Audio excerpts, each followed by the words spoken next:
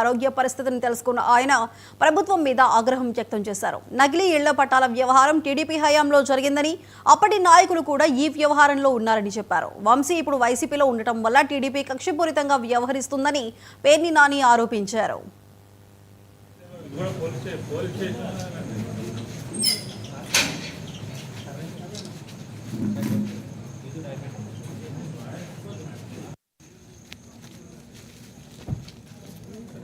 కొట్టమంటే ఆడు కొట్టే స్థితికి వచ్చి తెచ్చారు. మీరు రేపైనా ఇట్టాగా ఉంటుంది అంటే జిల్లా హాస్పిటల్కి బెటర్ అంటే రేపు డాక్టర్ గారు కూడా రేపు కండిషన్స్ ఇన్వెస్టిగేషన్ చేసి ఆ రోజు అంటే రేపు ఉదయానికి ఆరోగ్య పరిస్థితిని బట్టి ఏం చేయాలి. ముందైతే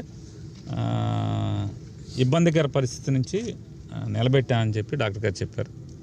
సో వైద్యాధికారులకు థ్యాంక్స్ చెప్తూ అట్లాగే ప్రభుత్వాన్ని కూడా ఈ రకంగా ఆరోగ్యం పాడైపోయి చంపేసేదానికి ప్రయత్నం చేయటం కూడా ఇది పద్ధతి కాదు మీకు అని చెప్పిన కూడా ఎవరైతే ప్రభుత్వం నడిపి ఇవన్నీ చోద్యం చూస్తూ ఈ ఉప్మా వండినంత సులువుగా తప్పుడు కేసులు కట్టించే పనిలో ఉన్నారో వాళ్ళకి చెప్తున్నాం. కేసులు కట్టుకోవటం వేరు, ఆరోగ్యం బాగున్నప్పుడు కనీసం హాస్పిటల్కి తీసుకెళ్లే పరిస్థితులన్నా ఉండాలనేది మా డిమాండ్. సార్, ఇప్పుడు ఆరోగ్య పరిస్థితి నిమిత్తం కూడా ఉన్నతమైనటువంటి ఆసుపత్రికి తరలించే అవకాశం ఉందంటారా? సహకరిస్తున్నారు.